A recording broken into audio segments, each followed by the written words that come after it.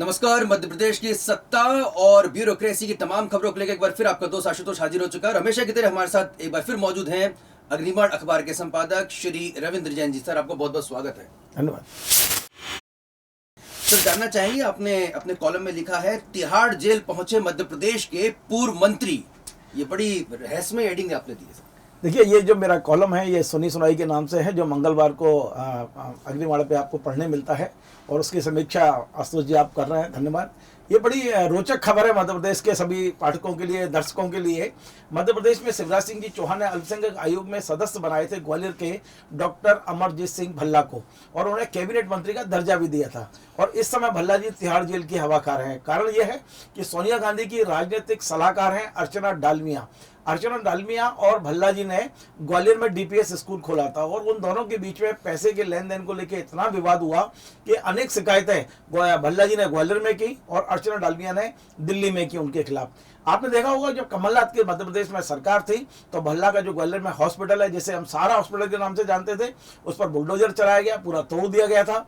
और ये सब कुछ हुआ था सोनिया गांधी के एक फोन के बाद। और इस समय जो तमाम सारी शिकायतें दिल्ली में हैं भल्ला जी के खिलाफ, जो अर्चना डालमिया और उनकी तमाम जो संस्थाएं उनकी ओर से जो की गई है, उस पर पिछले दिनों वो पीसी पे गए थे और भल्ला जी को वहाँ अरेस्ट कर लिया गया, वो जेल में है। तो ये मध्य प्रदेश के लिए बड़ी आश्चर्यजनक बात है कि भारतीय जनता पार्टी के नेता, जो एक केंद्रीय मंत्री के बड़े खास रहे हैं, बहुत बड़े डॉक्टर रहे हैं ग्वालियर के, और इस समय तिहाड़ जेल की हवा खा रहे हैं। जी आशुतोष जी, हैरानी इसलिए भी हो रही है सर, केंद्र में भी भाजपा की सरकार है, मध्य प्रदेश में भाजपा की सरकार है, और भाजपा सरकार के पूर्व मंत्री जेल में, वो भी सोनिया गांधी जी का उस वहाँ पे प्रभाव चल रहा है। देखिए, मध्य प्रदेश में जो कार्रवाई हुई थी वो सोनिया गांधी के कहने पे हुई थी, लेकिन अभी जो कार्रवाई हुई है जेल भेजने की, ये कोर्ट के आदेश पे है। दिल्ली की एक अदालत ने उनको जेल भेजा है, और चूंकि अदालत का निर्णय इसमें ना केंद्र कुछ कर सकता है ना राज्य कुछ कर सकता है। चुप्पी साधे हुए समय मध्य प्रदेश भाजपा, ये बड़ी हैरानी की बात है। मध्य प्रदेश में कौन बनेगा सूचना आयुक्त, इसको लेकर आपने सर बहुत ही विस्तार से और काफी कुछ समझाते हुए टिप्पणी की है। देखिए, मध्य प्रदेश में लंबे समय बाद सूचना आयुक्तों की नियुक्ति की कवायद चल रही है। विज्ञापन निकला है, कई लोगों से नाम मांगे गए हैं। आज तो जब हम जानते हैं कि मध्य प्रदेश में इन पदों के लिए जो रिटायर आईएएस अधिकारी हैं, आईपीएस अधिकारी हैं, तमाम सारे राजनेता वो प्रयास करते हैं। पर मुझे जो जानकारी मिली है, मुझे सूत्रों ने जो जानकारी दी है कि मध्य प्रदेश में 3 नाम लगभग फाइनल हो चुके हैं, और एक नाम है के सिंह जी का, जो कमलनाथ जी चाहते हैं, सीएस चाहते हैं उनके नाम को, और मुख्यमंत्री शिवराज सिंह चौहान ने एक वायदा किया था कविंद्र कावत, जो भोपाल संभागायुक्त रिटायर हुए हैं, कि वो रिटायरमेंट के बाद उनका कुछ ना कोई पुनर्वास करेंगे। और ये खबर आ रही है कि अब शायद सूचना आयुक्त के रूप में कविंद्र कावत को भी बिठाया जा सकता है। और तीसरा नाम ग्वालियर में एक किसी पत्रकार के रूप में एक नाम हमें देखने को मिल सकता है, जो मेरे सूत्र बता रहे हैं कि बहुत जल्दी ये नियुक्तियां होंगी।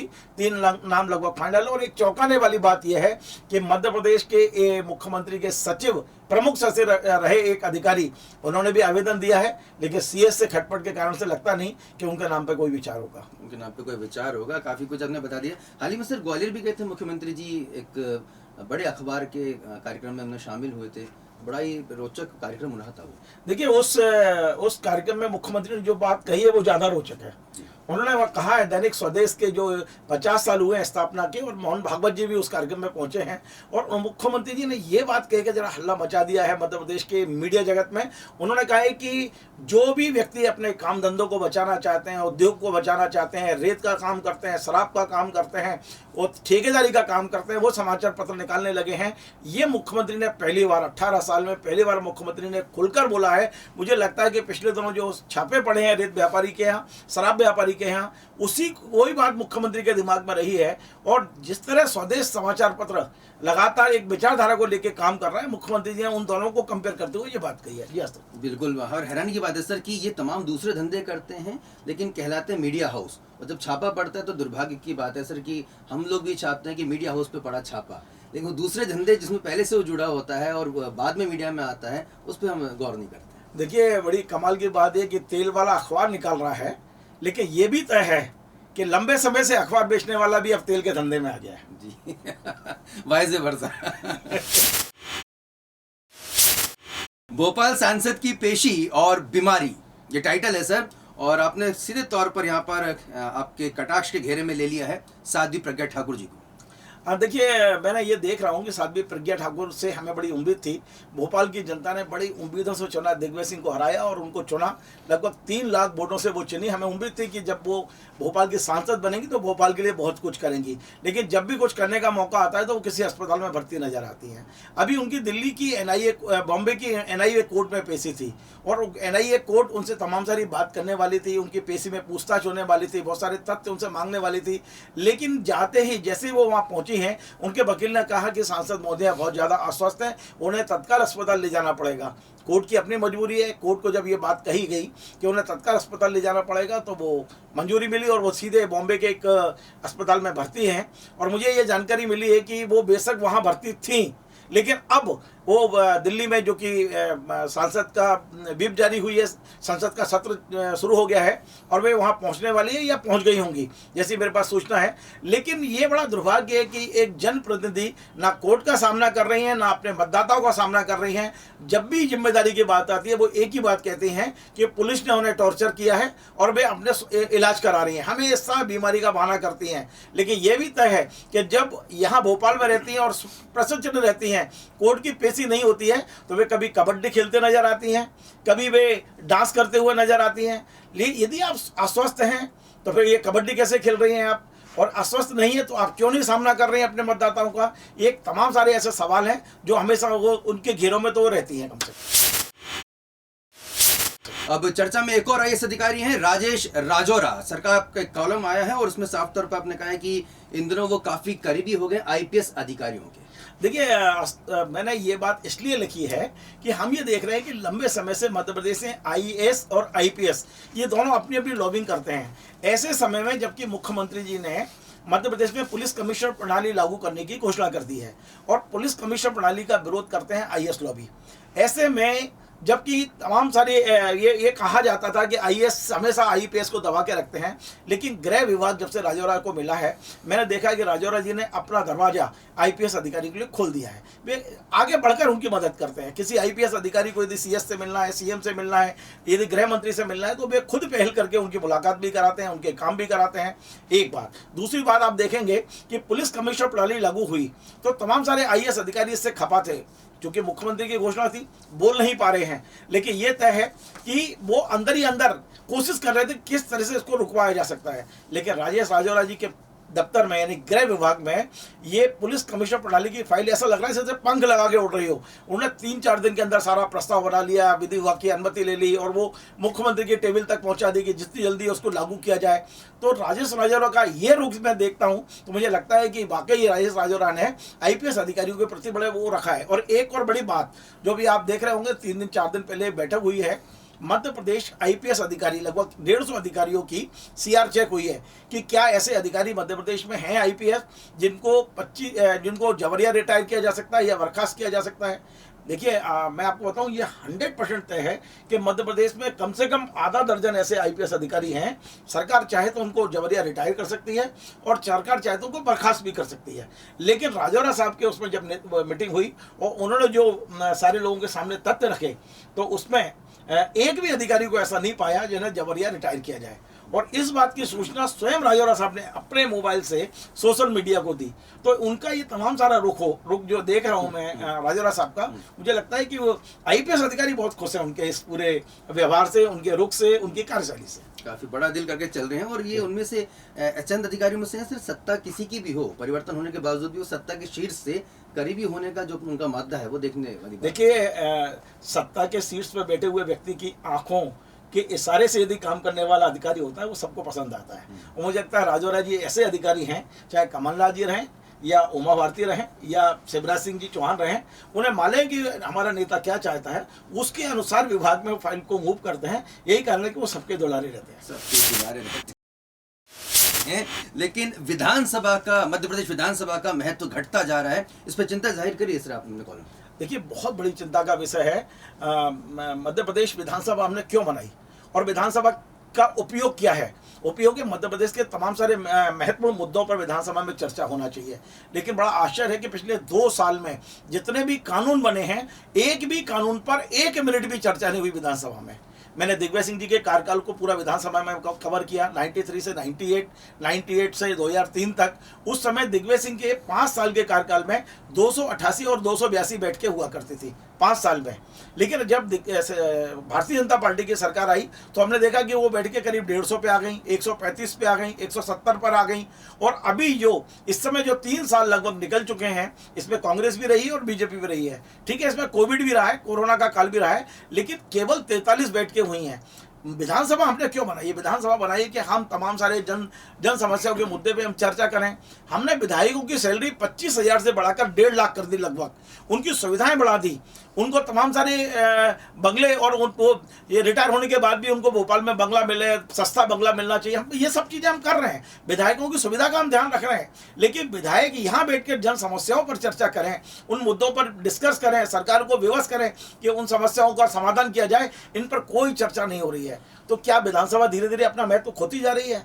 ये इसको कब आखिरकार हम लोग ये करेंगे कब कि जिस पर विधानसभा में बैठकर तमाम सारे मुद्दों पे चर्चा, और घंटों चर्चा हो, रात भर चर्चा हुई है इस विधानसभा में, मैंने देखा है। लेकिन अब तो केवल हाँ जी और ना जी करके और अब तमाम सारे कानून पारित हो जाते हैं और कोई चर्चा नहीं होती विधानसभा में। महत्वपूर्ण बात सर कि कई बार जो सवाल जो पूछे जाते हैं, या तो उनके जवाब मिलते नहीं है, या जवाब एकत्रित किए जा रहे कहा जाता है, या एक जवाब दूसरे जवाब से, प्रश्न वही रहता है लेकिन दोनों जवाब अलग अलग होते हैं। ये प्रश्न संदर्भ समिति क्या इस पर गौर नहीं करती है? देखिए, ये बहुत बड़ा, मैं कह रहा हूँ, ये विधानसभा सचिवालय को भी इन सब चीज़ों को देखना चाहिए, स्पीकर साहब को देखना चाहिए, प्रमुख सचिव विधानसभा को इन सब चीज़ों को देखना चाहिए।